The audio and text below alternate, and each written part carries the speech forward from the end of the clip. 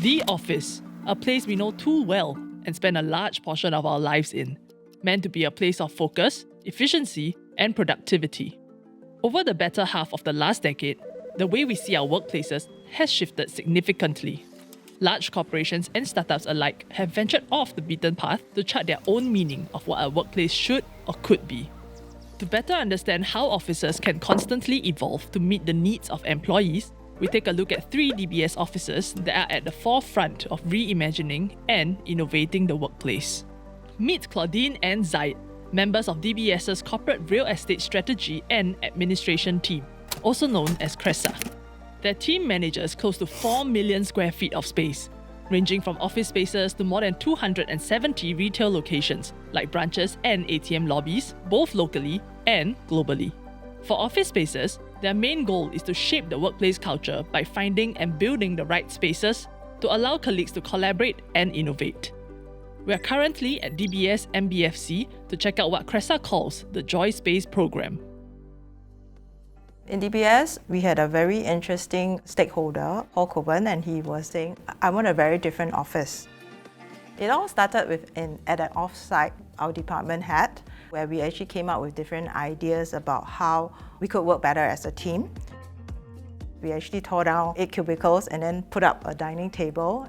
Our boss actually sat with us, so he was a lot more accessible to us. So we actually counted the number of emails that we wrote to each other. The amount that actually fell was about 40%. We actually went into their office space and looked at how they work. We were very obsessed in even looking at their occupancy. We even did utilization studies. We also did a day in the life of, so we understand like the kind of different works that they do. So we were able to try and piece together what they need. The best example is really how we are creating different zones to cater for varying needs. This means there is a space for everyone, and every mood. We have breakout zones to ideate, quiet zones for focus work, and private calls, as well as social and wellness zones for employees to take a break. This gives the employees the freedom to choose their work settings based on their work nature. For example, we have operational staff with more permanent desks versus staff who are more mobile with the freedom to move around. While transforming some of our meeting rooms into ideation rooms, like the one I'm in right now at MBFC, we ran an experiment, really to see what people found helped in brainstorming. We've equipped rooms with movable furniture, scents, mood lightings, focus musics, and even entrance with rainbow lights. We found that people really enjoyed reconfiguring the furniture for each meeting, which coincided with our research that this simple task simply helps people break away from the monotony of their workday. In our DBS Asia X office, a space to collaborate and innovate with startups, social enterprises, and the broader fintech community, the main area is essentially a giant ideation room filled with movable whiteboards, tables, and chairs. Both of these offices give employees a flexible and agile space that they can mold to fit their needs.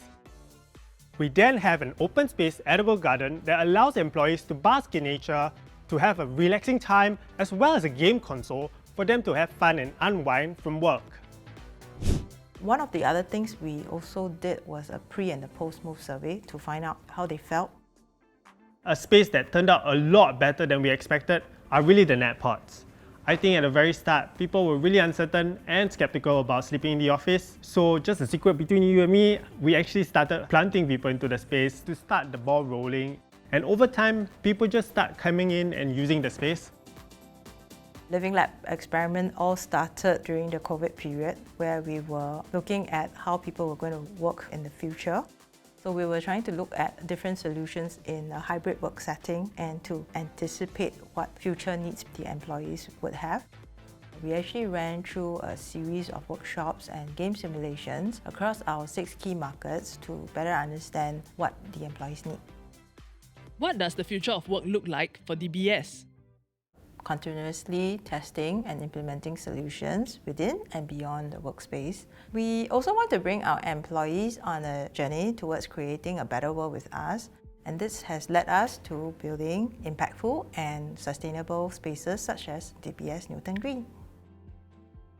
So right now, we are at our Newton Green office, one that we are really proud to call our first net zero workplace. So the DBS Newton Green has achieved a 70% reduction in energy consumption through innovative technologies and design features, while the remaining 30% of the building energy requirements are met through the usage of solar panels and backup generators. The building also features a biophilic exterior with living plants and over 1,000 square meters of solar panels, and 10% of the floor space has been converted to naturally ventilated areas. Low energy appliances, intelligent lightings, air conditioning systems, and energy recovery ventilators are also used to reduce this energy consumption. What has been overlooked in many of the offices trying to jump on the redesign hype train is the conversation between employees and management regarding their physical workspace. We've learned today that data will simply remain data without experimentation and feedback. At the end of the day, for the workspace to be a catalyst for growth, it needs to be molded by employees through a closed feedback loop where employees feel heard and companies can follow through with promised change. And that's what makes DBS a different kind of bank.